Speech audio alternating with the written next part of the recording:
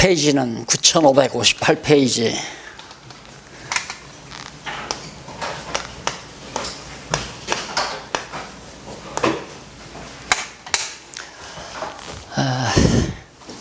제가 좀 궁금한 게 뭐냐면 혹시 예습을 하셨는지 좀 제가 궁금합니다. 오늘 제가 7장까지, 계시록 7장까지 강의를 할 건데요. 사실 여기 교재에 나온 대로 일일이 다 자세하게 강의를 하려면 시간이 많이 걸리죠. 그래서 큰 흐름, 목사님들이 이제 교재를 보아나가면서 치밀하게 내용들을 파악한 것을 크게 흐름 잡아서 정리를 해 주어야 이번 다음 오늘부터 3일 동안 다 계시록 마지막 장까지 22장까지 강론이 끝나리라고 그렇게 생각을 합니다. 우선 제5장 교회 승리를 통한 언약의 성취, 뭐냐면 구약에서 메시아 보낸다고 하는 언약이 교회의 승리를 통해서 성취된다, 그 말입니다. 구약에서 여호와께서 메시아 보내겠다라고 언약하신 구약의 언약이 바로 5장에서는 교회의 승리를 통해서 이루어진다. 1장은 물론 교회 설립이죠. 사도행전 교회 설립을 통해 교회 창립을 통해서 성취가 됐고요. 그 다음 양육을 통해서, 그 다음 이제 무장을 통해서, 그 다음 투쟁을 통해서, 그리고 여기 지금 다섯 번째로 교회가 최종적으로 승리함으로 바로 구약의 메시아 언약이 성취된 것을 마무리한다라는 그런 뜻입니다. 그래서 그 내용은 요한계시록 전체 내용은 1장에서 3장까지가 교회를 위한 계시예요.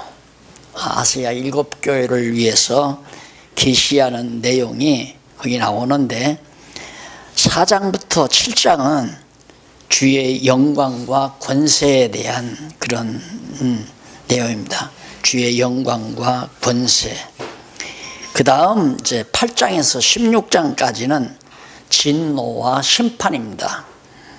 그리고 마지막 17장에서 22장은 주의 승리와 왕국을 통해서 최종적으로 예수가 그리스도라는 사실을 확증해주는 그런 진리 내용이 요한계시록으로 정리가 됩니다. 사실 그 요한계시록은 물론 다른 성경도 마찬가지지만은 특히 요한계시록은 문제가 많은 내용이죠. 해석이 분분하고 또 우리 장로교 창설자라고 하는 칼빈은 요한계시록 강론을 하지도 않고 또 이 요한계시록에 대한 아주 특본을 지닌 것 마냥 세대주의 신학자들이 요한계시록을 강론한 것이 전통적으로 우리 개혁교회 안에 거의 다 그것으로 자리 잡고 있습니다. 그러다 보니까 요한계시록에서 많은 이단도 나오고요. 잘못 해석하는 그런 결과가 나오는데 알고 보면 또 요한계시록이 그렇게 어려운 것도 아닌데 잘못 정리를 하다 보니까 매우 어려운 성경으로 그렇게 생각을 하는 거죠. 그래서 여기서 명심할 일은 1장에서 3장은 교회에 대한 앞으로 교회에 구체적으로, 그래서 이 내용을 오늘 두 번째 시간까지 강의를 나오는데 교회가 어떻게 돼야 되는가, 교회에 대한 참 모습을 찾아볼 수 있는 좋은 내용입니다. 1장에서 3장까지가. 그러니까 이 계시 내용을 통해서 내가 지금 섬기고 있는 교회를 내가 바르게 섬기고 있나, 잘못 섬기고 있나를 그렇게 판별할 수 있는 좋은 계기가 되는 거죠. 그리고 이제 4장과 7장은 그것은 바로 지금 사도 요한이 계시를 받고 있는 그 시기에 하나님께서 사도 요한에게 보여준 교회 머리 되신 그리스도의 영광과 권세 모습을 환상으로 보여주는 거예요. 영광과 권세 모습.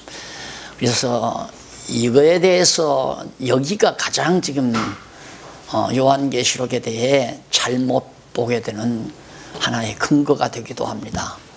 이 영광과 귀신은 예수 그리스도가 승천하시면서 곧 오신다고 약속하고 가셨는데, 약속하고 가신 예수님이 아직 안 오잖아요. 안 오니까 지금 많은 혼란이 빚어지고, 이때가 이제 95년도인데 요한계시록이 기록될 때가 주 95년. 핍박은 심하고 교회의 어려움을 아주 극심하고 이런 상태인데, 빨리 예수님이 오셔서 교회를 핍박하는 세력들을 다 척결해버리고 교회에 평안을 주실 거라고 하는 기대감에서 많은 성도들이 기다리는데 예수님이 안 온다 이 말이에요. 그래서 이제 성령께서 사도 요한, 제일 늦게까지 살고 있는 사도 요한에게 지금 그리스도는 승천하다가 태평양이나 대서양에 그냥 떨어져서 죽은 것이 아니라 승천하신 예수 그리스도는 이렇게 영광 가운데 있다. 그래서 그 영광의 모습을 보여주는 거예요. 그리스도의 영광의 모습을. 그리고 그리스도가 권세가 없어서, 능력이 없어, 권세와 능력이 없어서 당신의 몸된 교회를 핍박을 받도록 내버려두는 게 아니다. 바로 이렇게 엄청난 권세를 지니고 있다. 그걸 보여주는 것이 7장까지예요. 그런데 이걸 영광과 권세 내용을 전부 비유로 해석을 해서 앞으로 이루어질 일로 해석하며 들어가다 보니까 다 꼬여버리는 거예요. 요한계시록 전체가 전부 다 꼬인다 이 말이죠. 그래서 지금 목사님들이 듣고 있는 이 강의의 아주 중요한 핵심 분야 하나가 특히 4장부터 7장까지가 장차 이루어질 사건이 아니라 현재 그리스도가 하늘 보좌에 앉아 계신 그리스도의 모습과 영광의 모습과 그가 가지고 있는 권세를 사도 요한에게 알려주는, 보여주는 그런 내용이다. 그러니까 그것은 그냥 보는 그대로 이해를 하면 돼요. 보여준 그대로. 그리고는 이제 8장부터는 되어진 일과 될 일과 앞으로 되어진 앞 장래 일들에 대해서 쭉 설명한 거고요. 그래서 이제 역사적 사건으로 이루어질 일은 요한계시록 8장 이후로 보면 됩니다. 이후. 이게 8장 이전, 7장 이전에는 될 일이 아니라 상황이다.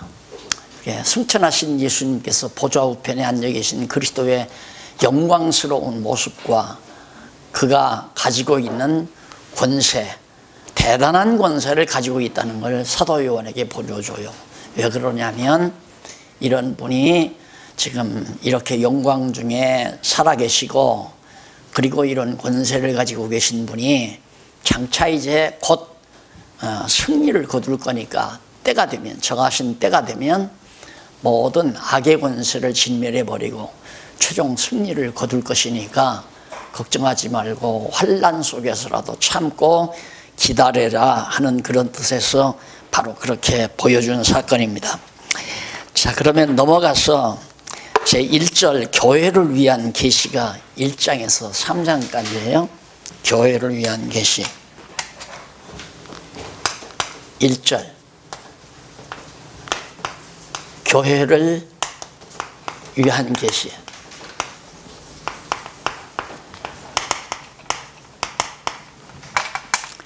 아시아 7교회에게 보내는 편지 내용 속에 우선 아시아 7교회에 대해서 잘못한 것과 잘한 것을 하나하나 지적하고 있습니다.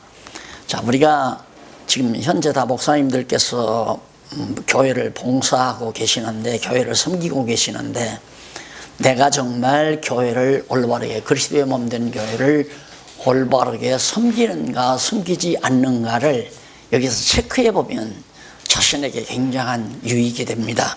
한번 보도록 하겠습니다. 그 가운데 전체 계시의 서론, 이것은 요한계시록 전체의 계시에 대한 서론이 나와요. 그것이 1장 내용이거든요. 1장 내용에 보면 8절까지는 축원과 재림의 약속이에요. 그러니까 아까 말씀드렸죠. 예수님 승천하신 때가 33년, 주 33년이라고 보면 95년 보면은 60년이 넘는 때까지 예수님 왔다 가신 이후 60년이 넘었는데도 재림을 안 하시는 거예요. 가시면서 곧 구름 타고 오신다고 약속을 하고 하셨는데 60년이 넘어도 예수님이 안 오니까 모두가 의심이 될 거 아니에요. 의심 날 거란 말입니다. 그리고 자꾸 유혹자들이 있고, 예수가 오긴 뭘 오느냐, 그 거짓말이다, 믿지 말라, 이런 거짓 선지자들도 있고 거짓 선생들도 있고, 이런 상황에서 바로 8절까지는 재림, 틀림없이 앞으로 재림한다. 예수가 축원하면서 재림을 약속하고, 그 다음 9절로부터 20절 후반부에는 기록을 지시하는, 이거 성경, 네가 지금 내가 네게 계시를 보여줄 건데, 환상으로 보여줄 건데 이거 본대로 반드시 기록을 해라. 그래서 기록을 당부하는 내용이 바로 마지막 20절까지 나옵니다. 그러니까 재림한다. 그리고 내가 이제부터 너에게 보여주는 모든 상황은 반드시 기록을 해라. 이 기록이라는 건 그만큼 중요하잖아요. 엄청나게 중요한 거거든요. 그래서 사실 이 기록이 없으면 전달이 안 되죠. 그래서 저는 하나님께서 우리에게 주신 은총 중에 하나가 신구약 성경 66권을 기록으로 남겨주셨다는 게 너무너무 정말 감사한 일이고 놀라운 축복이다. 왜 그러냐면 이런 기록이 없다면 우리는 이제 무속신앙처럼 어디 산비탈에 앉아서 하나님 앞에 계시가 오기를 기다리고 있어야 되잖아요. 오면 모르지만 안 오면 낙심하고 절망하고. 근데 우리는 성경이 있기 때문에 너무 정확하잖아요. 성경대로만 믿고 알고 믿으면 되는 거기 때문에. 그래서 이제 기록이라는 건 매우 중요하다. 그래서 이제 우리나라 좀 상식이 있는 목회자들은 반드시 자기들이 하는 설교를 기록을 하죠. 그래서 이제 그런 목사님들은 설교집을 많이 냅니다. 1년 지나면 52주 동안 했던 설교를 또 모아서 이렇게 내고, 그것이 옳다는 얘기가 아니라 자기가 한 설교에 대해서 책임을 지는 거죠. 기록한다는 것은 그만큼 책임지겠다는 얘기입니다.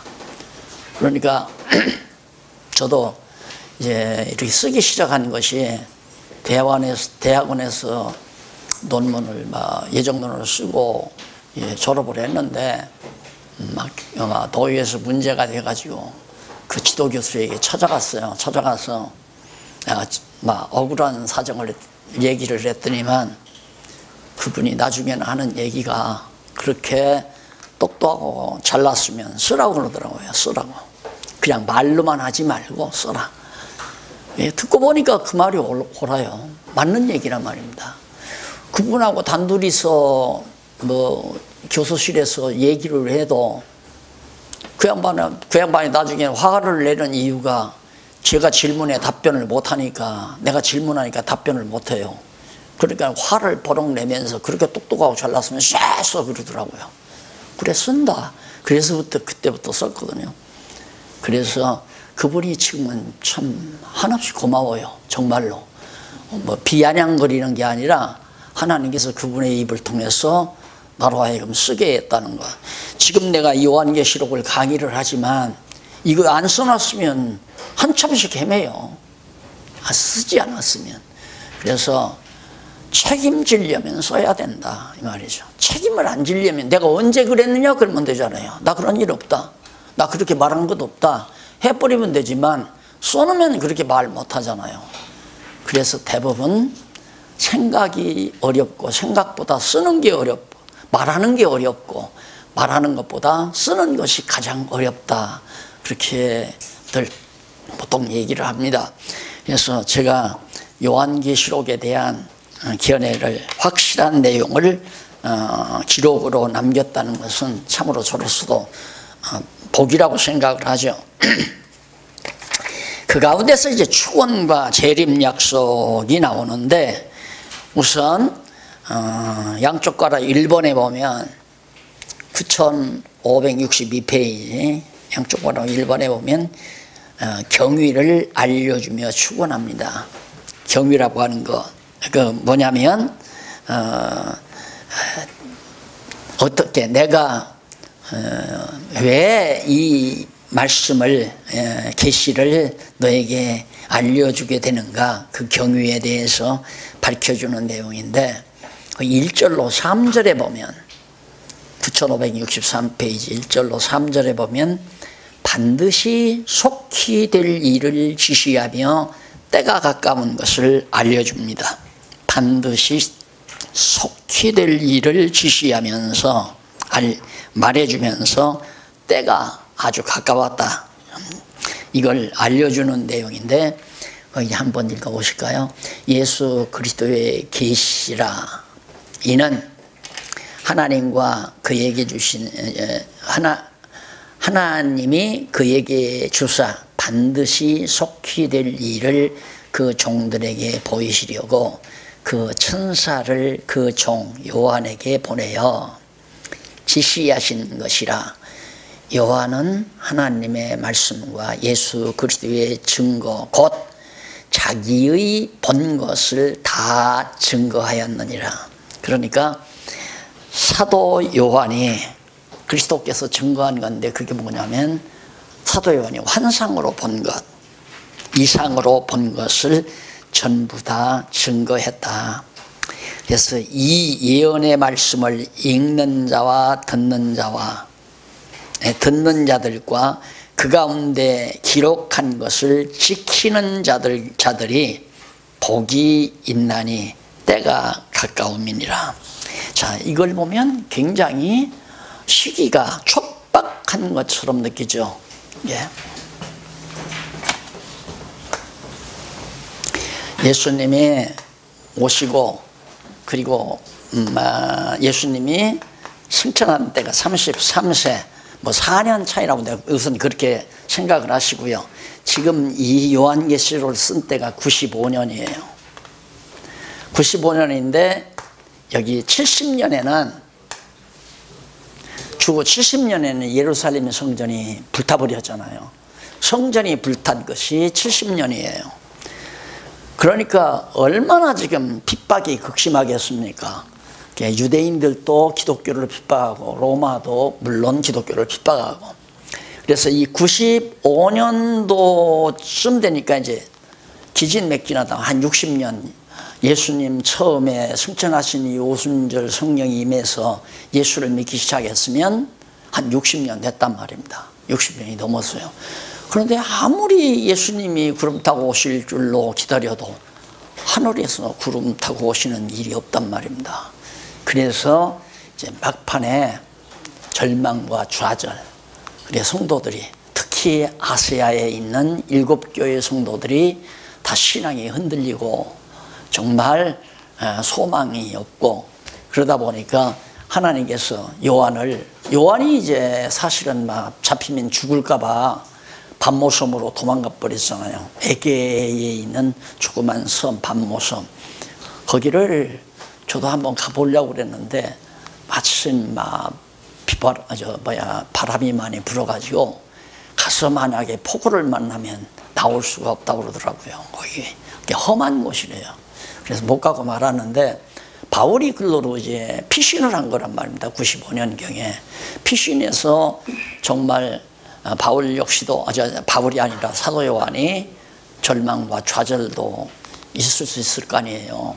예수님이 좀 빨리 가시다 빨리 오셔서 이 지상에 지금 예수를 믿는 그리스도 성도들을 위해서 싸워주시고 악의 권세들을 다 척결해서 정말 평안을 줄 줄로 생각하고 소망 중에 기다렸는데 승천하신 60여 년이 지나도 안 온단 말입니다. 그래서 여기 속히 곧 때가 가까웠다, 이런 얘기들이 바로 우리들도 착각을 하게 하는 경우들이 많죠. 그래서 넘어가 보시면 64페이지 거기 가 보시면 이제 뭐 다른 성구는 그만두시고요. 거기 위에서부터 8째 줄, 9째 줄 보면 계시의 목적에 관하여 나오죠. 앞부분에 계시의 목적에 관하여 반드시 속히 될 일을 그 종들에게 보이시려고 계시를 왜 했는가? 반드시 속히 될 일을 그 종들에게 보시려고 했다. 그런데 여기서 반드시는 헬라 데이로서 직설법 현재 능동태 동사로 반드시 뭐뭐이어야 한다는 뜻이다.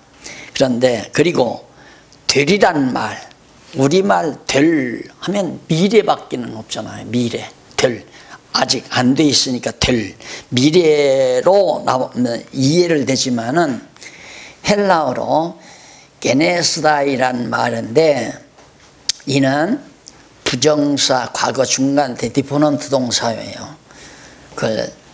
문법적으로 정리하면 이 동사는 이미 과거에 이루어지기 시작해서 현재도 이루어졌으며 동시에 계속해서 이루어져 가고 있고 또 앞으로도 이루어질 일들에 대한 총체적 표현을 디포넌트 동사라고 해요.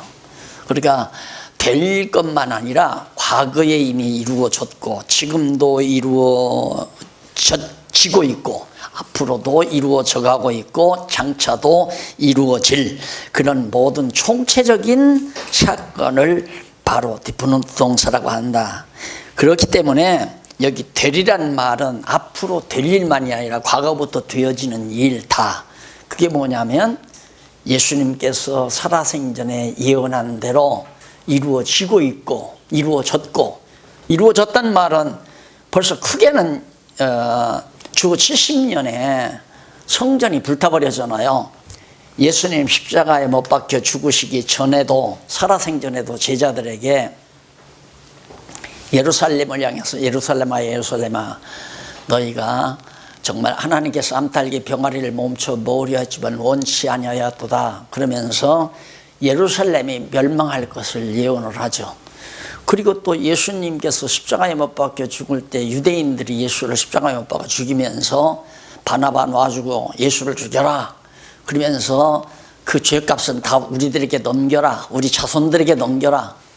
그래서 결국 예수님이 십자가에 못 박혀 죽으셨단 말입니다. 그리고 또 예수님께서 말씀하시기를 이제 유대인들에 대한 구원이 끝이 나고 이방인 때가 온다. 이방인의 구원이. 그래서 복음이 땅끝까지 이르러 증거된다는 언약도 예수님이 했어요. 그 언약대로 지금 이루어졌고 이루어지고 있고 현재도 이루어져 가고 있다. 그리고 앞으로도 다 이루어진다. 그 말이 속히 다 그렇게 이루어진다 그 말이에요. 그러니까 결국은 예수님께서 살아생전에 했던 말씀대로 지금 이루어져 가고 있는데 왜 의심하느냐 이 말이에요. 의심할 거 없다. 지금도 이루어지고 있지 않느냐. 너희들 지금 핍박받지 않느냐. 너희가 매도 맞고 뭐 고난도 당하고 죽임도 당하고 그런다는 거 예수님이 다 말씀했어요. 예언 다 했단 말입니다. 그게 그대로 이루어져 가고 있다면 예수님이 진짜 하나님의 아들 참 선지자로구나 믿고 의심하지 말아야지. 지금 예수님이 예언한 대로 이루어졌고 이루어지고 있고 이루어져 가고 있고 앞으로도 이루어질 거다. 이런 뜻으로 속히 될 일이라고 말씀했다는 뜻이에요. 그래서 바로 95년도 사도 요한이 이렇게 예언을 했는데 4절로 5절 상반절에 보면 성삼위 하나님으로부터 은혜와 평강이 있기를 축원을 하죠. 결국 이제 여기 이제 그 전에 저 9565페이지 위에서 여섯째 줄 바꾼 데 보시면 그 이유에 대해서 때가 가까움이니라고 했죠. 여기서 가까움이라고 하는 앞부분에 가르라는 접속사가 있어요. 이는 그러므로 때문에 또는 그러한 까닭으로 등이 있습니다. 그리고 가까움이라는 말은 헬라어로 앵귀스라는 말인데 이는 공간적으로 가까이 또는 시간적으로 임박한 등의 뜻으로 본문에서는 시간적으로 가깝다는 의미로 이해된다. 요한은 예언의 말씀이 이루어지는 시기가 가까이 오고 있기 때문이라는 뜻으로 그렇게 우리들이 이해를 하면 됩니다. 그러니까 예수님께서 예언하는 말씀이 이루어졌고 또 예수님이 고난당한다는 것도 다 이루어졌고 또 제자들이 핍박받을 것도 다 이루어졌고 예루살렘 성전 불탈 것도 다 이루어졌고 현재도 이루어져 가고 있고 현재도 핍박이 계속되니까 그게 사도 요한이 지금 반모섬으로 갔잖아요. 현재도 이루어지고 있고 앞으로도 이루어질 거고 장차 다 전부가 다 예수님의 예언대로 이루어질 것이기 때문에 너무 그렇게 낙심하지 말고 참고 견뎌라고 말이에요. 자, 그러면서 넘어가서 송축하며 재림을 약속하는 내용이 1장 5절로 8절까지 5절 하반절로부터 8절까지 나오죠. 재림한다. 거기서 5절 하반절로부터 6절에 보면 68페이지 죄에서 해방하여 제사장들로 삼은 자의 영광을 송축합니다. 우리를 죄에서 해방해 가지고 우리를 제사장들로 그러니까 목사님들만 제사장이 아니라 예수 그리스도는 대제사장이시고 우리는 모든 성도는 전부 다 제사장이란 말입니다. 그러니까 누구나가 하나님 앞에 신령한 제사, 영적 예배를 드릴 수 있는 산제사를 드릴 수 있는 자격을 주신 거라 말입니다. 거기에는 하나 차등이 없어요. 그리스도와 우리와의 차등뿐이에요. 예수 그리스도는 만왕의 왕이시고 정말 대제사장이시고 오늘 우리는 그냥 제사장이고 성도나 목사나 할 것 없이 모든 구속받은 성도는 전부가 제사장이에요. 그래서 하나님 앞에 산제사를 드릴 수 있는 영적 예배를 드릴 수 있는 그런 위치에 성도들이 놓이게 했다. 그자에게 영광을 드리면서 송축하는 내용이 6절에 있고요.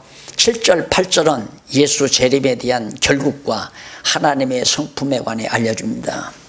벌지어다 구름을 타고 오시리라. 확실하게 말하잖아요. 구름 타고 오신다 보라.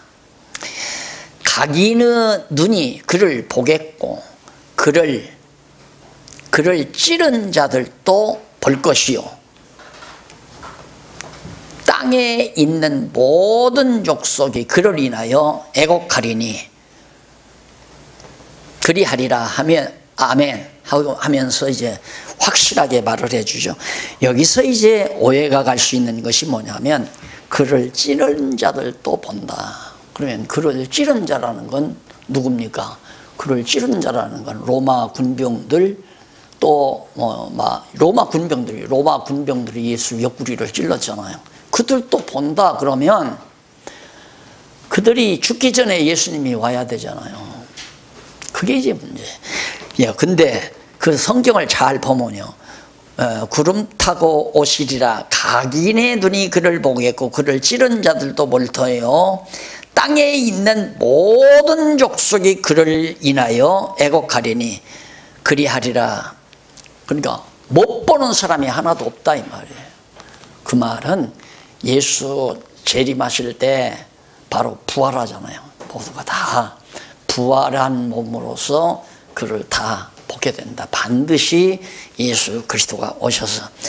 자, 이렇게 해서 이제 주 하나님이 가라사 때 나는 알파와 오메가라. 이제도 있고 전에도 있었고 장차 올 자요 전능한 자라. 전에도 있었고 이제도 있었고 장차 올 자라. 영원하신 메시아라는 사실, 그리스도라는 사실을 밝혀주는 내용입니다. 그 다음 이제 1장 9절로 20절 넘어가서 72페이지 한쪽 가는 이번에 보면 기록을 지시한 이상입니다. 이거 꼭 보여주는 거, 너 기록을 해라. 첫 번째로 9절로 16절에서는 인자의 이상을 보여줍니다. 인자의 이상. 그러니까 예수 그리스도의 모습을 승천하신 그리스도의 모습을 보여주는 거죠.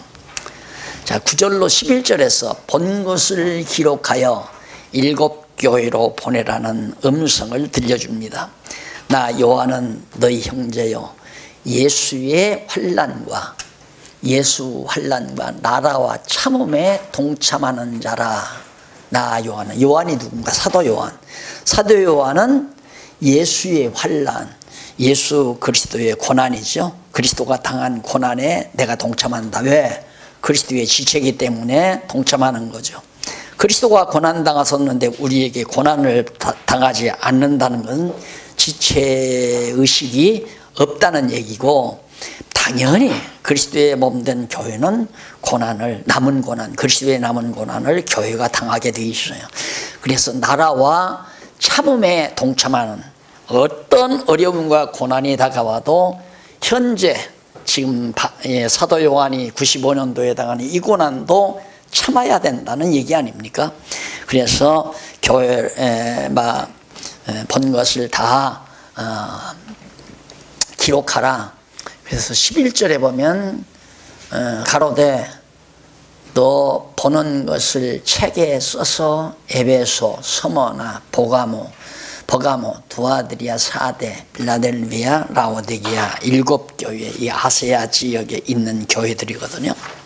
근데 이게 이제 교회가 이제 터키 아니에요? 터키인데 이쪽에 이제 마게도니아라든가 아가야 지방에도, 이 마게도니아나 아가야 지방에도 교회들이 많이 있었는데 하필이면 이 아시아 지방에 있는 7 교회에게만 편지를 왜 보냈을까?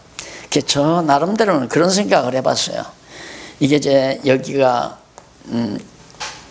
예루살렘 아니에요? 예루살렘에 핍박이 가해지니까 유대 땅으로 피신하다가, 이게 육지니까 도망가기가 좋잖아요. 피하기가. 그럼 이건 바다를 건너가야 되고, 그래서 아무래도 이쪽으로는 유대인들이 덜 피난을 갖고 예수 그리스도를 영접한 유대인 크리스찬들이 이 아시아 지역에 가서 많이 교회들을 정말 세우고 설립하고, 95년 사도 요한이 고난을 당했을 때 여기서 이제 피신 가서 반모섬이 이 에게해 이 섬 가운데 있거든요. 이 바다 가운데 조그마한 섬 하나가.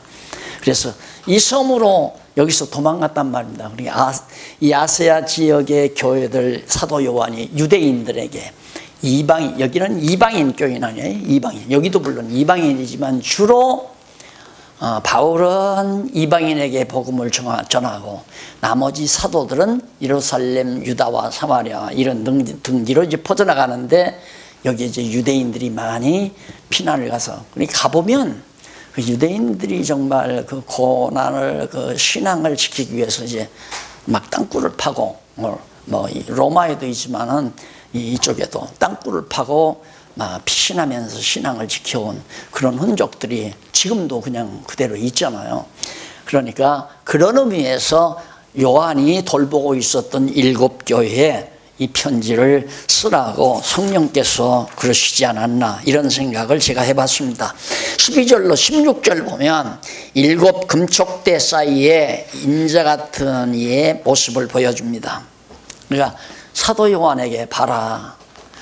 너 지금 많은 성도들이 예수 재림안한다고, 예수가 재림한다고 95년경 재림안한다고 지금 절망하고 낙심하고, 너도 지금 반모섬으로 도망가가지고 얼마나 고생하느냐 이거예요. 그러나 나 60여 년 전에 내가 십자가에 못 박혀 죽었다가 3일 만에 부활해서 승천한 나는 이런 모습으로 있다. 네가 지금 내 육신의 눈으로는 안 보이지만은 사도 요한의 신령한 눈을 밝혀주니까, 야, 7 촛대 사이로 거닐고 계시는 거예요. 누가?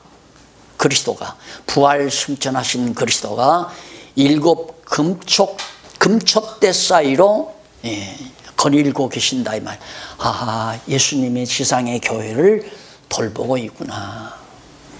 우리들이 지금 육신의 눈을 가지고 있으니까 우리들의 눈에는 안 보이죠.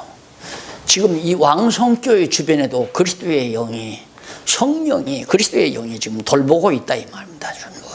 목사님들이 섬기는 큰 교회든 작은 교회든 관계없이 그리스도의 영이 다 돌보고 주변을 살피시고 보호하고 그런 사실을 바로 이제 모습을 보여주는 내용이에요.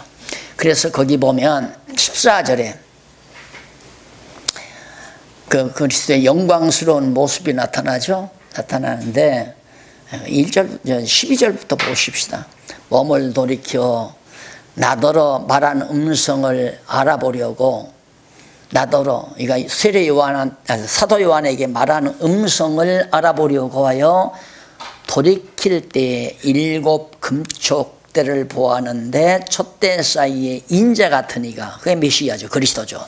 인자 같은 이가 발에 끌리는 옷을 입고 가슴에 금띠를 띠고 그 머리와 털의 희기가 흰 양털 같고 그 눈은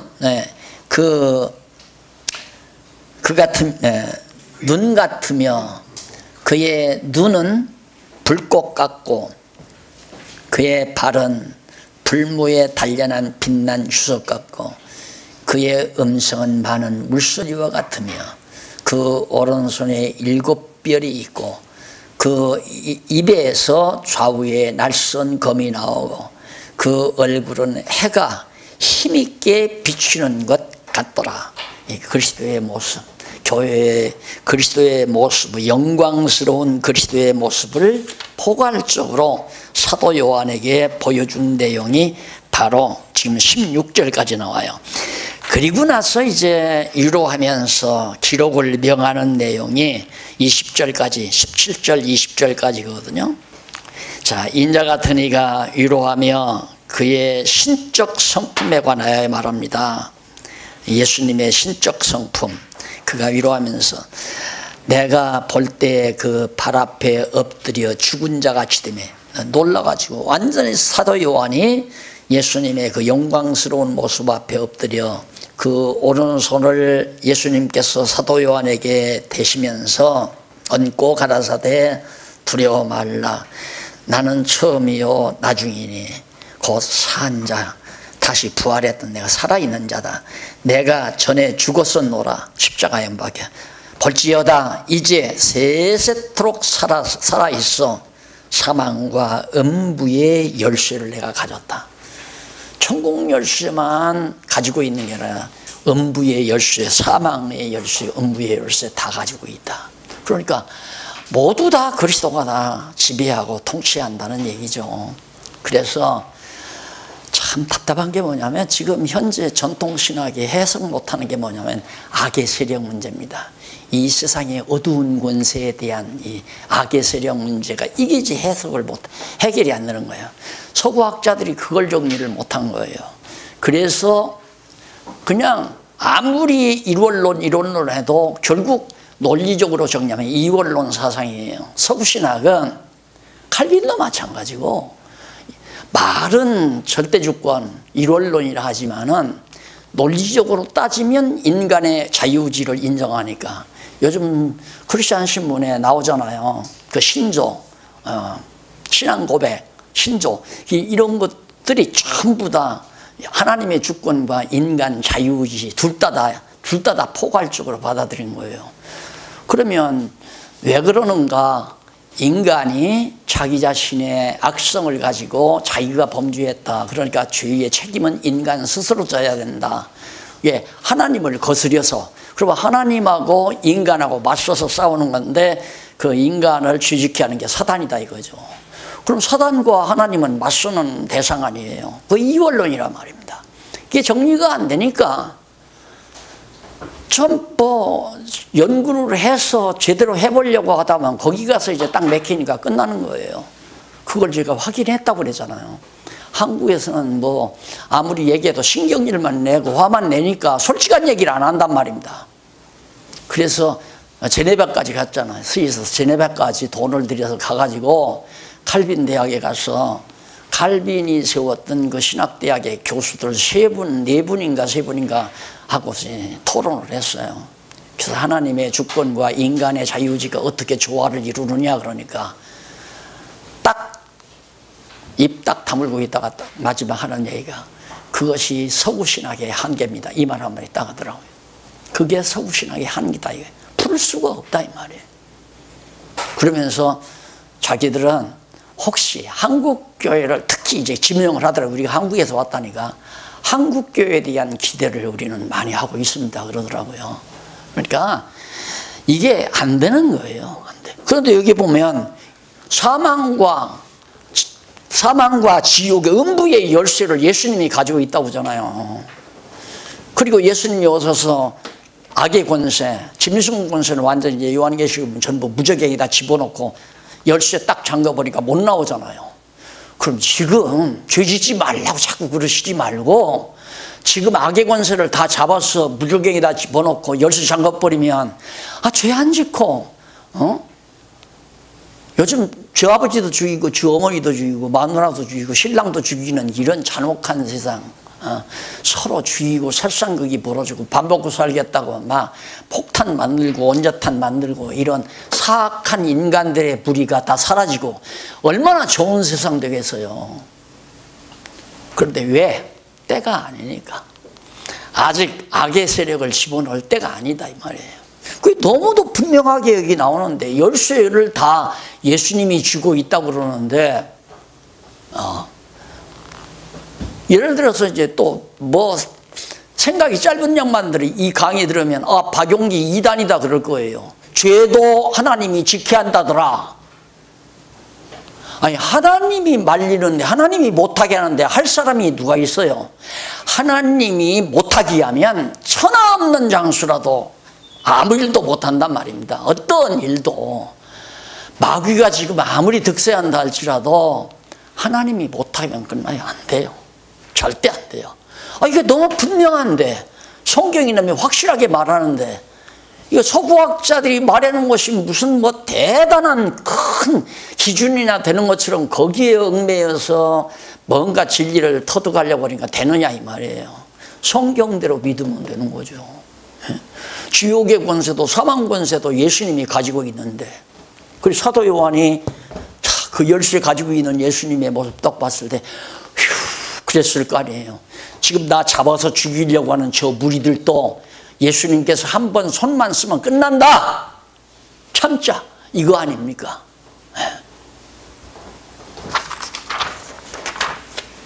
그래서 19절로 20절 보면 본 것과 이제 있는 일과 장차 될 일을 기록하라고 그럽니다.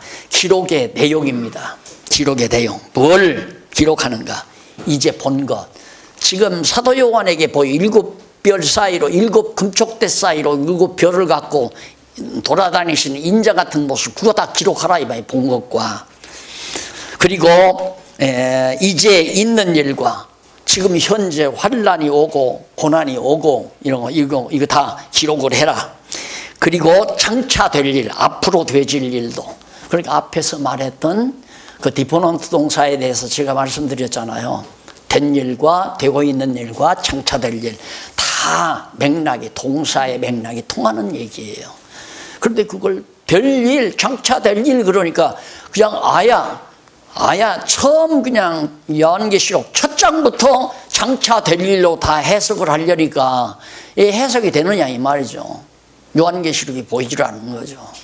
그러니까 요한계시록 안에는 된 일이 있고 그 당시에 된 일이 있고 앞으로 될 일이 있고 이렇게 정리를 해서 요한계시록을 보면 너무도 분명한데 그러니까 아까 말씀드렸잖아요.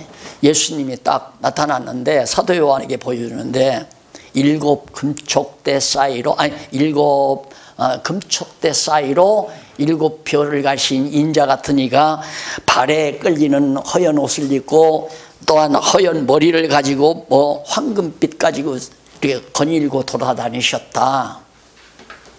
그것만 보인 것이 아니라 이제 4장, 5장, 6장, 7장에서 하늘 보좌에 앉아 계신 영광의 모습, 또 얼마나 강한 권세를 지니고 있는가도 거기다.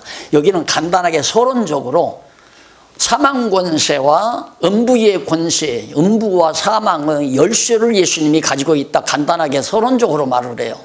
그런데 이제 4장, 5장, 6장, 7장에서는 구체적으로 말을 해요. 구체적으로. 그래서 인을 뗄 때마다 그 권능이 하나하나 드러나거든요. 그 관계를 오늘 아마 7장까지 하니까 아마 오늘 공부가 다 될 겁니다. 여하튼 목사님들 원래 목사님들에게는 죄송한 얘기지만 예습을 하고 공부를 하고 그 다음 복습을, 이게 정석이에요. 공부는 예습이 꼭 필요합니다. 아니 교재가 없다면 예습을 할 수가 없지만 교재 다 비싼 교재 다 가지고 계시면서 예습 안 했으면 오늘 공부하는데 또 헷갈리죠. 그 다음 이제 이렇게 공부한 다음에 오늘 저녁에라도 오늘 생생하게 들었던 말 뇌리에 남아있는 동안에 복습 한 번만 더 하면 그냥 그걸로 바로 목사님들 또 성도들 앞에서 강의할 수 있어요. 충분히. 그런데 그냥 내가 여기서 하는 말만 자꾸 들으면 이걸 내가 전부 구절구절 다 얘기할 수도 없고 큰 흐름만 말씀을 드리니까 어차피 목사님들이 강의를 하시려면 이 교재를 일일이 탐독을 해야 되잖아요. 그럴 바에는 공부하기 이전에 한번 예습을 하고 공부한 다음에 복습을 하면 참 좋다. 그 얘기를 드리고 싶은 겁니다. 자, 여기 이제 있는 일과 장차 될 일을 기록할 것. 그러니까 여기 이제 있는 일, 본 것은 앞에서 일곱 교회에 대해서 이제 거니시는 그리스도의 모습을 보신 거고요. 그 다음 이제 있는 일은 뭐냐면 지금 사도 요한의 계시를 볼 뿐만 아니라 4장, 5장, 6장에서 계속 예수님이 지금 현재 상태, 예수님이 교회 사이를 돌아다니시기도 하지만 보좌 우편에 앉아 계신 영광의 모습과 그가 얼마나 위대한 큰 권능을 가지고 있는가를 환상으로 다 보여줘요. 그걸 기록하라는 얘기거든요. 그리고는 이제 장차 되어질 일, 이걸 봐라. 이제 있는 일과 장차 되어질 일. 그게 이제 마지막 이 세상에서 계속 사도 요한 이후에 되어질 일들입니다. 자, 그 다음 넘어가서 7 교회의 계시 내용이 나옵니다. 7 교회에 대한 계시가 나오는데 2장부터 3장입니다. 우리 잠깐 차 한잔 드시고 2장, 3장 하도록 하겠습니다.